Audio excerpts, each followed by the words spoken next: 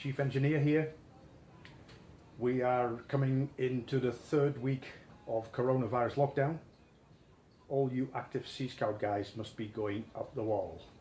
To take your mind off it a little bit, I thought we'd do a little video on engine checks, all the things you need to do before you take your boat out on the water. Kayak Steve did a good guide last year, which is attached to the video. We'll go through the steps. Follow me. Right, I've now magically transported myself to the center where the Hondas are. So let's start with step number 2. Step number 2 is checking the split pin here and the nut which holds the propeller onto the shaft. They have to be secured on properly. Nothing's allowed to be loose. You don't want to lose your prop on the way and end up in Norway. Step 3 is to check the sacrificial anode for signs of corrosion, looseness, and whether it's there in the first place. It's here to stop the engine from corroding. The engine's made out of aluminium. That would get eaten up by the seawater if it wasn't for this thing here, which gets eaten up instead. It's much easier to replace. So check if it's loose, check if it's in good condition, and so on. Okay, step 4. We'll lower the engine.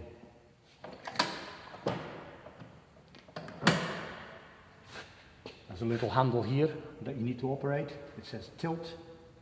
Then you can lift it up and bring it back, and you can lift it down. Always lift the engine by the bottom here. Right, next step is to take the engine cover off.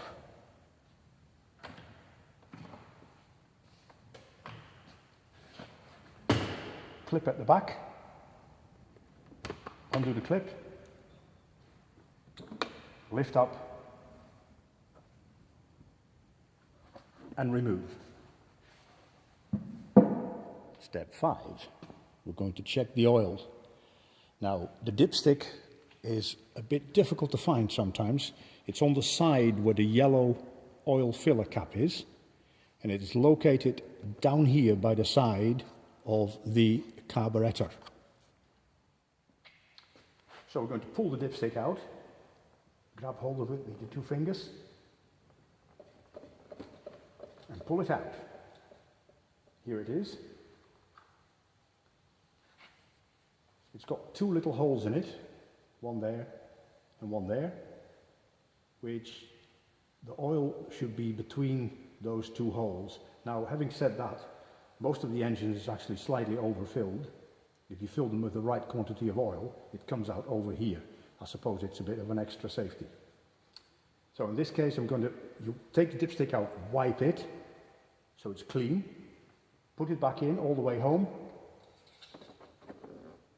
and lift it out again, and you can see the oil level slightly above the second hole there. The oil is nice and clean. It should be yellow or light brown. Shouldn't have any white emulsion in it. You wipe it, stick it back in again. Oil, of course, is very important for the engine. If the engine has no oil, it'll grind to a halt in 5 minutes into a useless heap of scrap. Step 6, add more oil if necessary. In this case, it's above the second hole, so it's fine. The oil looks clean, so everything's okay.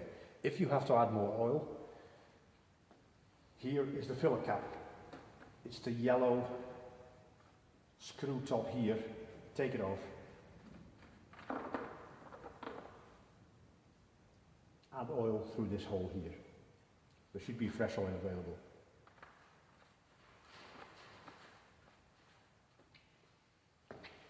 Next, check the throttle. Everything should be moving nicely and smoothly without any hitches from one way to the other. Also check on the carburetor that everything is moving as it should, that everything is nicely lubricated. This all seems to be working fine. Any hitches, fix it, report it. The gear stick handle.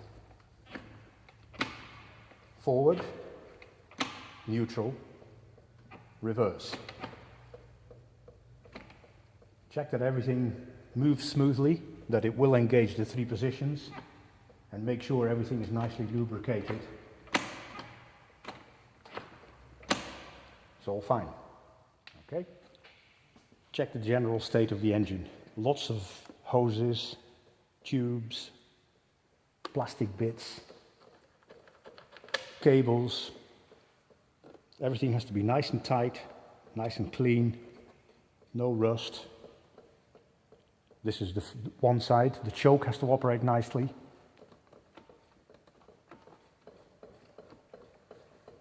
It has to actually move something on the carburetor. There we go.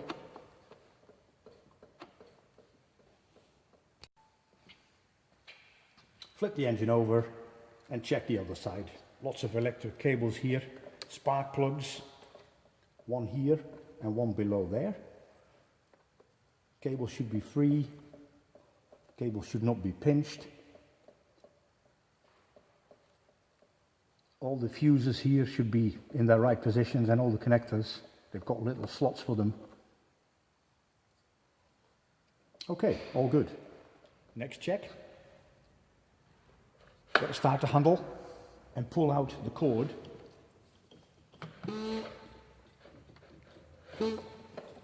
And check it. See if it's in good condition. Any fraying. And back in again. Okay, we're nearly done. Last thing, put the cover back on again.